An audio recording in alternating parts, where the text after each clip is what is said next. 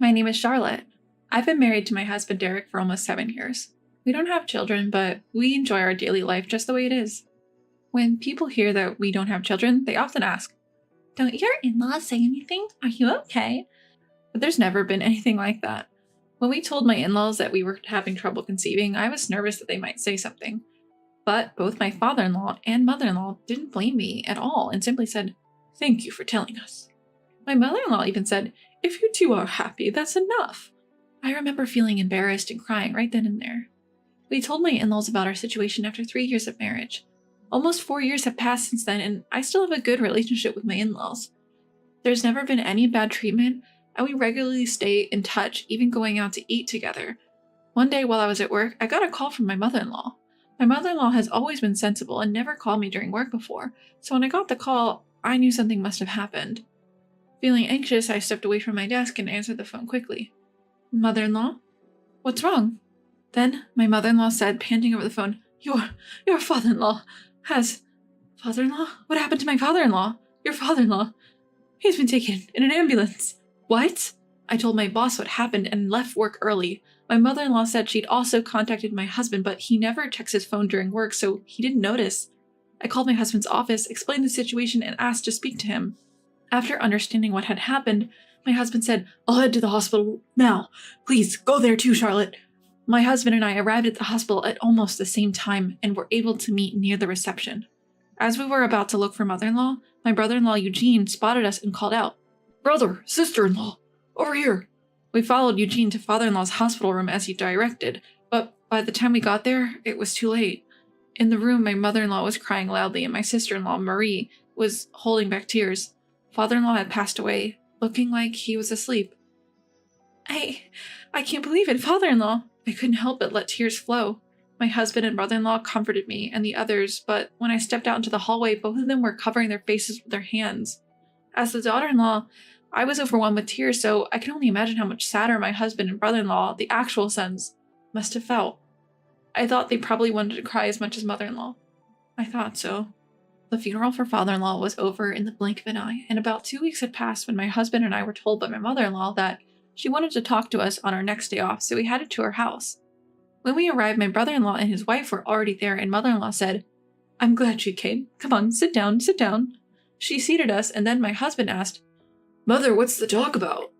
With a serious look on her face, mother-in-law looked at us and said, "Mom, about the talk." When my husband starts like that, mother-in-law looks at us with a serious face and says, "Thank you all for helping out with Dad's funeral. Thanks to you, everything went smoothly. Thank you," mother-in-law says, bowing her head. Her son-in-law responds, "What are you talking about, Mom? We're family, after all." We all nod in agreement with his words. Then, with an apologetic look on her face, mother-in-law starts, "And there's something I gathered you all here to ask." She then explains why she called us. She's feeling uncertain about living alone after father-in-law's death. The family home is aging and she's considering rebuilding, and if possible, she wants to live with either our family or her son's family. Mother-in-law keeps saying, "I'm sorry for being so selfish." It's not selfish at all. She's getting old, and after losing father-in-law so suddenly, it's natural for her to feel vulnerable. I would like to live with her if we can, but we live quite far from her, and with our work, moving here isn't possible. "I'm sorry, Mom, we can't do it right now." When my husband says that, my mother-in-law drops her shoulders. "I understand." Then my brother-in-law says cheerfully, "We'll live with you."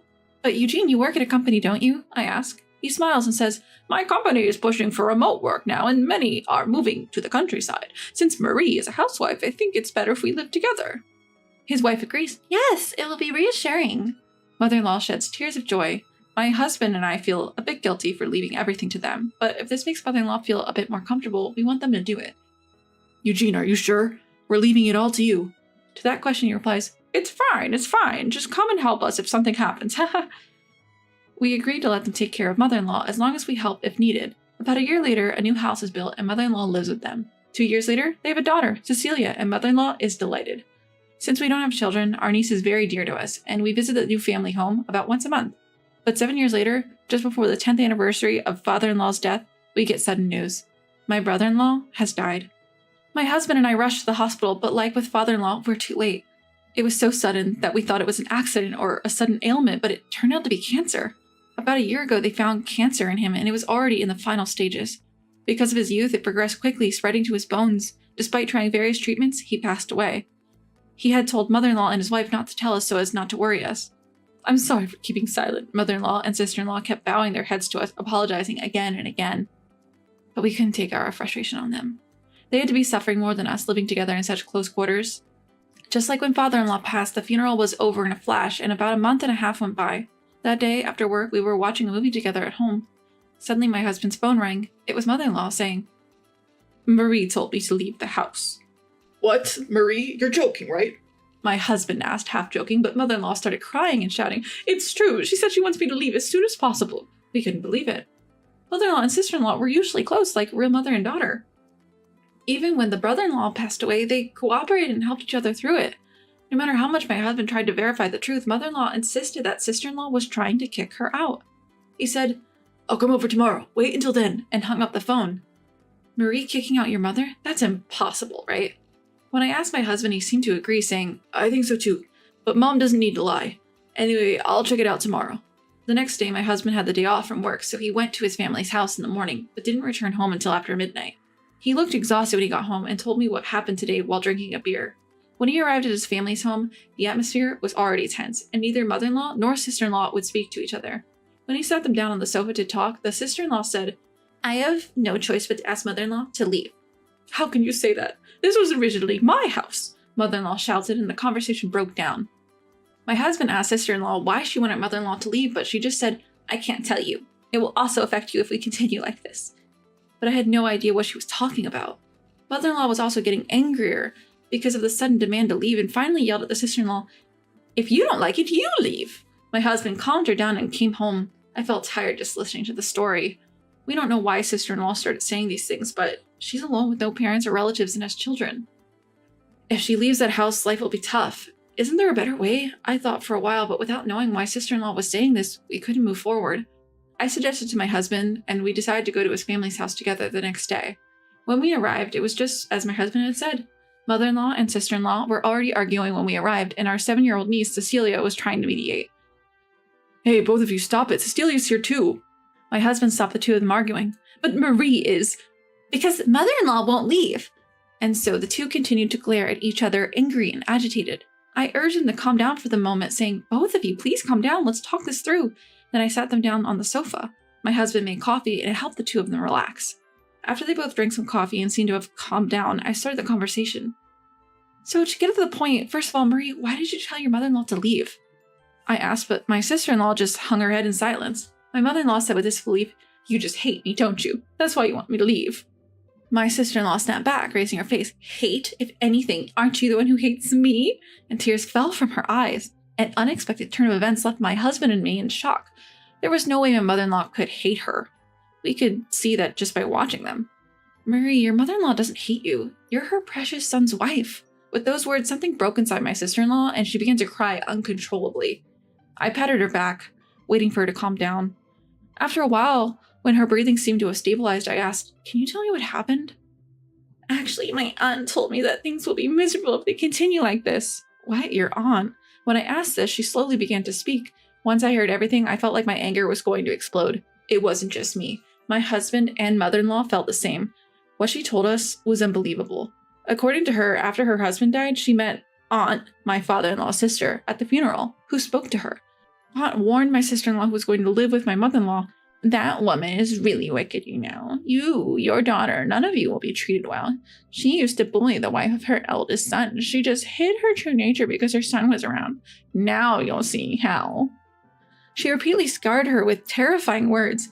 Furthermore, she wickedly whispered that since my brother-in-law contributed money to the new house, she had the right to live there and should kick out the mother-in-law.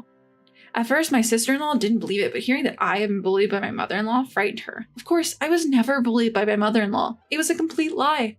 "If only you had checked with me." Crying, she apologized. "I'm truly sorry."